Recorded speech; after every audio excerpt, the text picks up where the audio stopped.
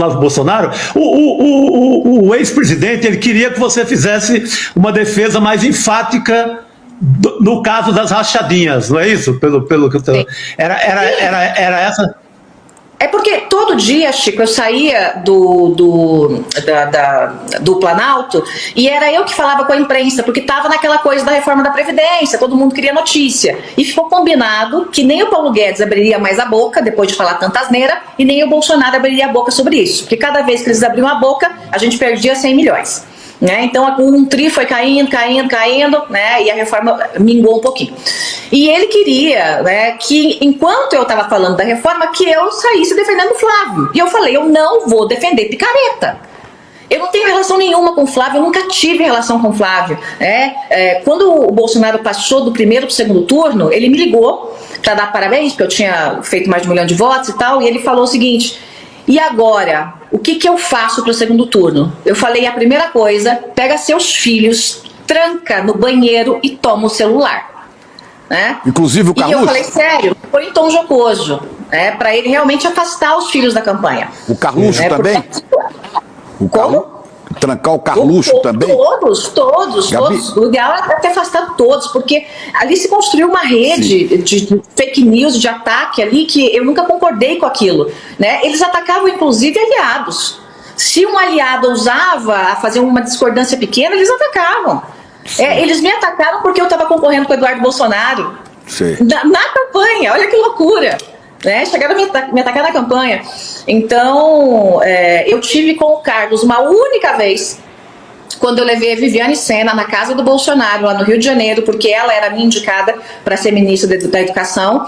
Né? Ficou tudo acordado e, no final das contas, veio quando o filhinho Eduardo descobriu, ele atravessou o Vélez, né? Ele e o Carlos, e a gente teve aquela beleza de ministro, né? O Vélez na Educação. A senhora, então, não tinha uma relação, eu ia perguntar justamente como que era a relação da senhora com Carlos Bolsonaro e se em algum momento a senhora levou para as instâncias superiores, justamente levou ao ministro Sérgio Moro a reclamação em relação à ABIN, e o que ele falou a respeito disso? Não levei ao Moro, não conversei com o Moro sobre isso. Conversei com o Moro muito, né, na época que ele estava saindo, se ele devia ou não sair, a gente conversava bastante, às vezes se encontrava no ministério, às vezes, né, num restaurante, e a gente falava sobre isso. Mas eu nunca levei para o Moro a questão da ABIN. Mas por que não, deputada? Eu pergunto porque a senhora era muito próxima do ministro Moro e porque justamente ele poderia, de alguma forma, enfim, começar a investigar, saber o que estava sendo feito dentro da ABIN, já que estava sendo formada uma ABIN aparelhada nesse momento. Porque eu não sabia se o Moro sabia ou não sabia. Então eu achei melhor levar isso direto para o Supremo. Então ele ali não resolveria muita coisa, porque estava já com a corda no pescoço, já sabia que ele ia, né, deixar o governo. E acabei levando isso, né, como todas as outras provas da CPI das fake news, que foi comprada pelo governo por emendas mandadas ao Ângelo Coronel, senador presidente da CPI à época, né? Então eu atravessei a rua e deixei no STF tudo que eu entreguei na CPI das fake news. Bom, quando a senhora fala que que outras coisas precisavam ser investigadas, eu só pergunto sim ou não. A investigação do assassinato de Marielle mereceria uma investigação que envolvesse, por exemplo, o Carlos Bolsonaro, o Carluxo, que era um desafeto. Você acha que devia ser...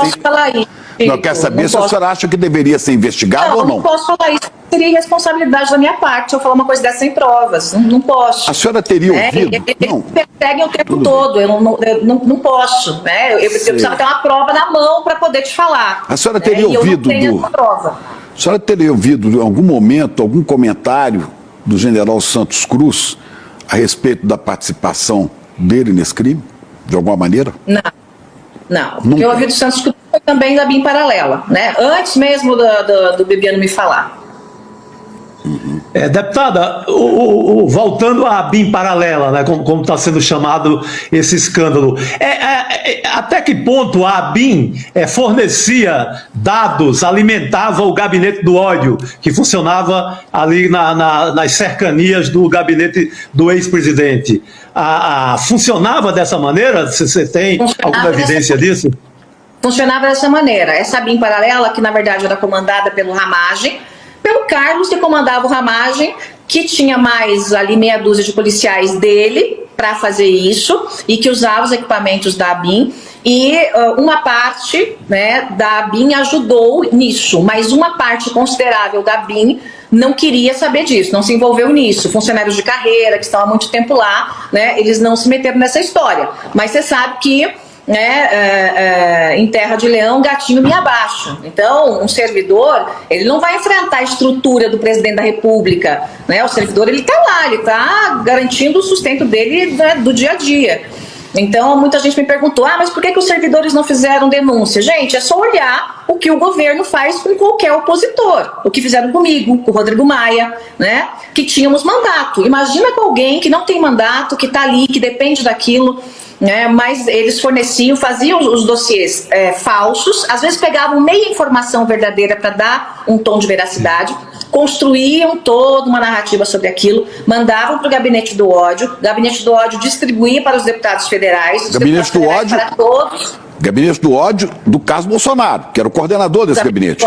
Sim, Gabinete do Ódio do Carlos Bolsonaro. O senhor falou várias vezes que o senhor... O Eduardo também. A senhora falou várias vezes que teme as consequências do que possa ser dito ou não ser dito. As consequências partindo do Carluxo, do Carlos Bolsonaro. Quem é o Carlos Bolsonaro e de que ele é capaz? Porque a senhora já falou isso também. O Carlos Bolsonaro é um psicopata capaz de qualquer coisa. Ele já te ameaçou alguma vez, deputada? Não, mas botou os cachorros dele para me ameaçar. Ameaçar de morte, ameaçar de estupro, ameaçar... Então toda aquela, né, quando havia a divisão que eu mostrei a CPI das fake news, como a informação chegava em todos os cantos do Brasil muito rápido, além dos robôs que eles usavam, né, eu fui muito ameaçada, eu fui linchada todo dia, né, mas também ameaçada. A senhora disse que o Carlos mandava no Ramagem, o que a senhora quis dizer com isso? A ideia de montar essa ABIN paralela foi do Carlos, né? E, obviamente, o Bolsonaro amou, adorou, porque ele sempre quis controlar todos os órgãos de segurança e assim o fez enquanto foi presidente da República, né? Então, o Ramagem era muito próximo, né, ao Carlos, ao Flávio nem tanto, mas mais próximo ao Carlos. E o Carlos tinha esse controle do Gabinete do Ódio, logo tinha diretamente uma comunicação com o Ramagem para receber os dossiês, para conseguir atacar adversários e para receber também grampos telefônicos, para receber essas informações de contra-inteligência. E o general Heleno, deputada, qual era o papel dele nesse meio campo aí? Ele atuava junto com o Ramagem ou ficava mais ali na dele? Qual era o estilo do general Heleno nessa confusão toda? Veja, eu não sei o tamanho da atuação do Heleno, mas que ele sabia, tanto que eu vi ele conversando com o Bolsonaro sobre isso, né? Ouvi entrando no gabinete ali pelo meio do ano, eu não me lembro se junho ou julho. Deputada, eu queria saber o tipo de ameaça que a senhora recebeu. A senhora disse que o Carlos Bolsonaro é capaz de tudo e que foram os capangas dele que ameaçaram a senhora. Que tipos de ameaças que vieram? Como é que a senhora sabe que era o Carlos Bolsonaro e não, eventualmente, o clã Bolsonaro, enfim, ou o próprio ex-presidente Jair Bolsonaro?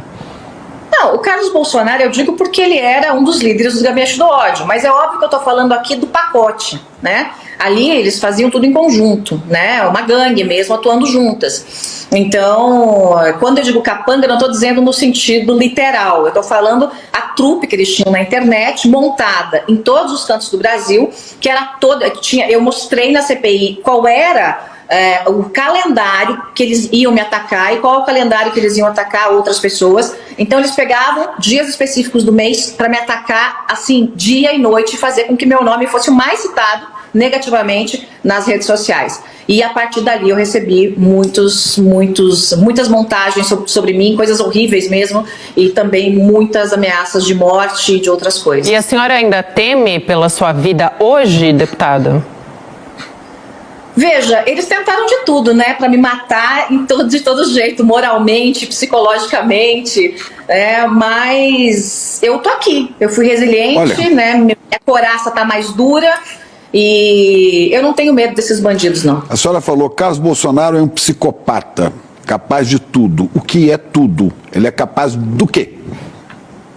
Ele é capaz de tudo, ele é capaz de destruir pessoas, ele é capaz de destruir fisicamente, ele é capaz de mentir, ele é capaz de enganar, ele fisicamente? É capaz de... Destruir pessoas e reputações é uma coisa, destruir fisicamente é capaz? Não posso te dizer, Chico. Não posso dizer. Para um psicólogo